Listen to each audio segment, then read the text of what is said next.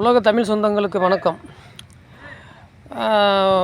தமிழர்களை பெரியார் காட்டுமிராண்டின்னு சொல்லிட்டாரு அப்படின்னு பெரிய ஒரு சர்ச்சையாக இருக்குது. அரசியலில் பார்த்திங்கன்னா எல்லோரும் பேசுகிறாங்க. காட்டுமிராண்டின்னு எப்படி சொன்னார்னு நிறைய விமர்சனங்கள் இருக்குது, நிறைய பார்க்குறோம். நான் என்ன நினைக்கிறேன்னா, அவர் ஒன்றும் தப்பாக சொல்லலையே, கரெக்டாக தானே சொல்லியிருக்காரு. காட்டுமிராண்டி கூட்டம்னு சொல்லாமல் அப்போ என்ன சொல்கிறது?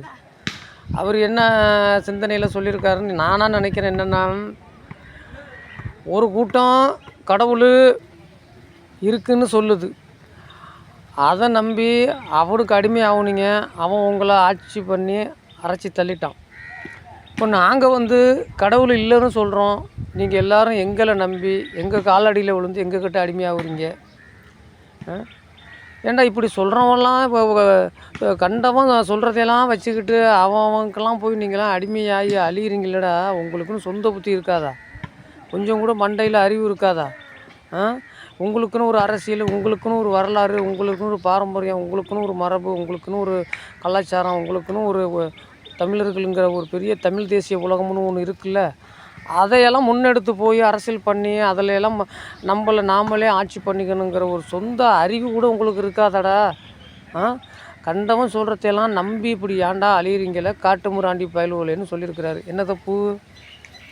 கரெக்டாக சொல்லியிருக்கிறாரு. உண்மையிலே சொல்கிறோம், 100க்கு 100% கரெக்டாக சொல்லியிருக்கிறாரு. காட்டுமிராண்டி பயலுவலை கரெக்டாக பார்த்துட்டு காட்டுமிராண்டி பயலுவலைன்னாரு. என்ன தப்பு?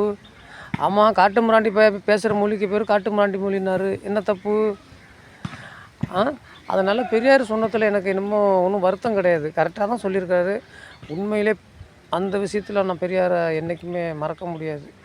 ஒரு கணக்கு தப்பாக போட்டோம்னா வாத்தியார் தப்பு தானே போடுவார், சரின்னு போட மாட்டார்ல. அதான் கணக்கு தப்பாச்சே. அப்போ நம்ம ஏன் கணக்கு போட தெரியல? கணக்கு போட தெரியலன்னா முட்டா பயம்பார். அது மாதிரி தான் அவரும் பேசியிருக்கிறாரு. அதனால் என்னுடைய தனிப்பட்ட கருத்து, பெரியாரை இதெல்லாம் ஒரு பாடத்தினுடைய ஆசிரியராக நான் ஏற்றுக்கிறேன். நன்றி, வணக்கம். நான் சொல்கிறது உண்மையாக இருந்தால் சப்ஸ்கிரைப் பண்ணுங்கள், லைக் பண்ணுங்கள். நன்றி.